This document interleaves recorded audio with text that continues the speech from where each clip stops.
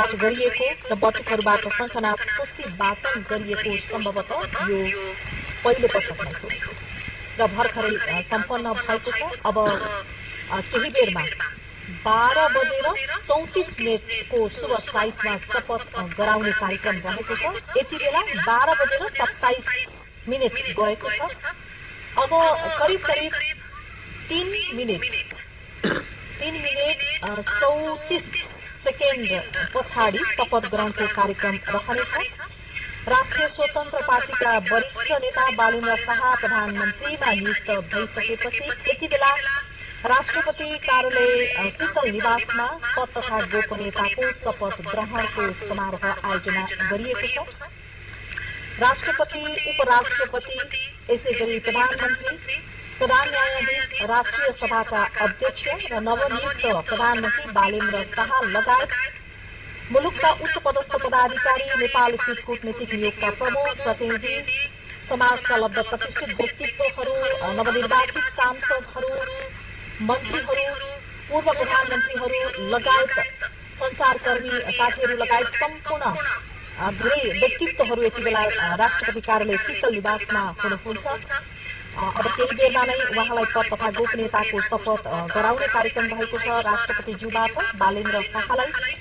र आजै मात्रै नेपालको संविधानको धारा 76 अनुसार बहुमत प्राप्त राष्ट्रिय स्वतन्त्र पार्टी संसदीय दलका नेता बालेन्द्र शाहलाई प्रधानमन्त्रीमा नियुक्त गरिएको हो र सोही अनुसार नियुक्त भइसकेपछि रामचन्द्र पौडेल समक्ष उहाँले अब केही बेरमा प्रधानमन्त्रीको पद तथा गोपनीयताको शपथ लिनुहुनेछ र प्रधानमन्त्रीले शपथ लिइसकेपछि आज नै नियुक्त हुने मन्त्रीहरूले पनि शपथ लिने तयारी पनि गरिएको बुझिएको छ।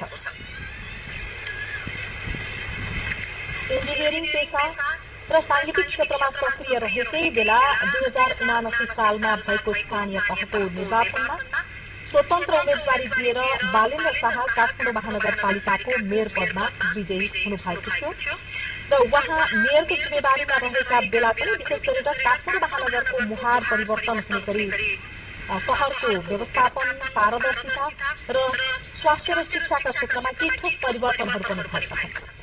कार्यपालिका बैठकको प्रत्यक्ष प्रसारण गरे लगत्तै कार्यपालिकाको बैठक फेसबुक लाइभ मार्फत प्रत्यक्ष प्रसारण गर्ने सुरुवात पनि बालेन्द्र शाहले आफू काठमाडौँ महानगरको मेयर हुँदाखेरिमा सुरुवात गर्नुभएको थियो र उहाँकै कार्यकालमा घरको नक्सा पास, ई हस्ताक्षर र अनलाइन प्रणाली मार्फत सेवा प्रवाहमा सहजता ल्याउने कामहरू पनि भएका छन्।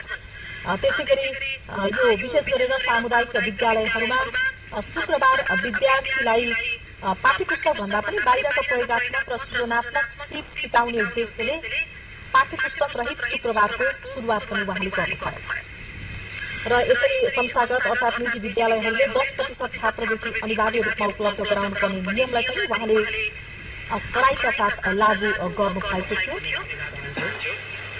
सम्माननीय राष्ट्रपति श्री रामचन्द्र पौडेलज्यूले नेपालको संविधानको धारा 76 को उपधारा 1 बमोजिम प्रतिनिधि सभामा बहुमत प्राप्त संसदीय दलको नेता श्री बालेन्द्र शाहज्यूलाई प्रधानमन्त्री पदमा मिति 2082-12-13 मा नियुक्त गर्नुभएको छ।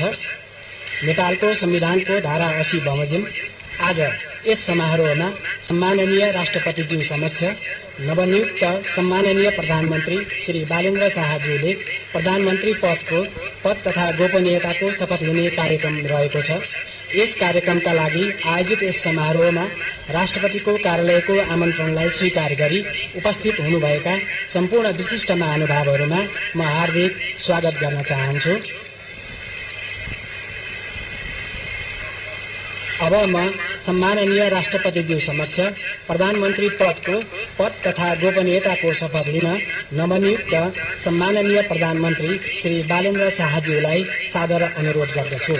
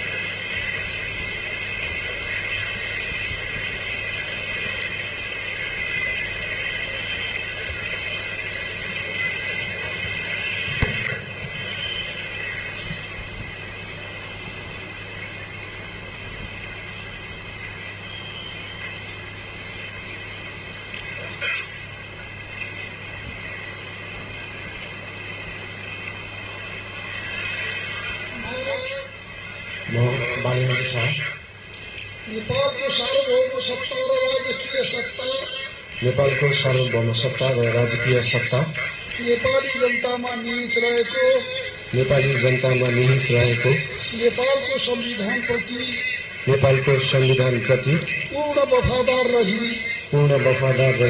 सत्यनिष्ठापूर्वक प्रतिज्ञा गर्दै ईश्वर, देश र जनताको नाममा शपथ लिन्छु कि प्रधानमन्त्री पदको जिम्मेवारी प्रचलित कानुनको पालना गरी मुलुक र जनताको भलो चिताई कसैको डर नमानी पक्षपात नगरी पूर्वाग्रह वा खराब भावना नलिई इमानदारीका साथ गर्नेछु र आफ्नो कर्तव्य पालनाको सिलसिलामा आफूलाई जानकारीमा आएको कुरा म पदमा बहाल रहँदा वा नरहँदा जुनसुकै अवस्थामा पनि प्रचलित कानुनको पालना गर्दा बाहेक अरू अवस्थामा कुनै किसिमबाट पनि प्रकट वा सङ्केत गर्ने छैन। धन्यवाद। यसपछि नवनियुक्त सम्माननीय प्रधानमन्त्रीज्यूलाई आफ्नो आसनमा रही शपथ पत्रमा हस्ताक्षर गरिदिनु हुन अनुरोध गर्दछु।